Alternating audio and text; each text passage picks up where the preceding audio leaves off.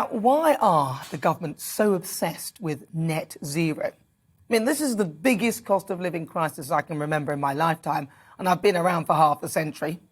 And this government is adamant on a net zero agenda, which I think, judging by the measures they've announced, must actually refer to the amount of money that we, the public, will net once they've secured this ludicrous policy, zero.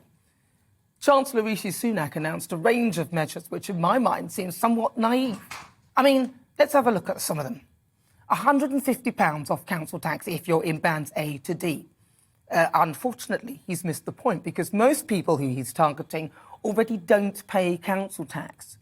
A loan of £200 to prop up the energy bills, which, as we all know, the problem with a loan is that it has to be paid back. But they thought about that because over 5 years you'll pay it then.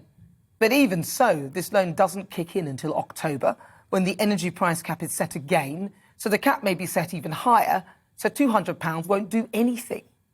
Rishi said, higher energy prices is something we're going to have to adjust to in common with other countries around the world, and it would be wrong to pretend otherwise, and that it is not sustainable to keep energy bills artificially low.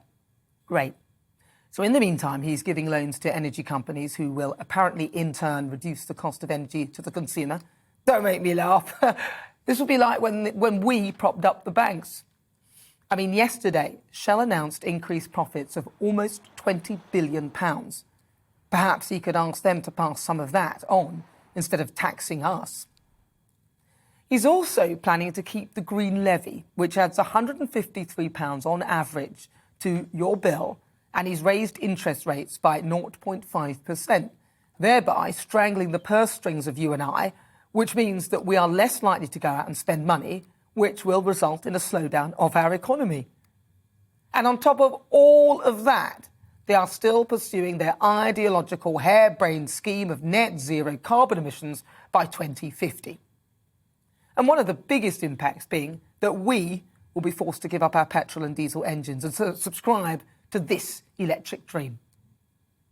Even as early as 2019, the IFS were warning that the government's pledge that the UK would reach net zero by 2050 would mean that the tax take from petrol and diesel would shrink to nothing over the coming decades, and a new way to raise money from drivers was needed. By 2028, the RAC Foundation suggested that the government would lose about £5 billion of revenue because of this, money that is used to enhance motorways and roads. Electric cars don't pay road tax, congestion or green zone taxes, and currently VAT on domestic electric is only at 5%, whereas on the pumps it's at 20%, and most will be charging at home. All that revenue will be lost. And to recoup the cash, there's a load of talk about pricing schemes like pay per mile or pay for time. I mean, how long is a piece of string? These sound very intrusive measures. They will mean that they will know where you are and for how long. That money will have to come from somewhere. And if it's anything like these current plans, if you end up netting zero, count yourself lucky.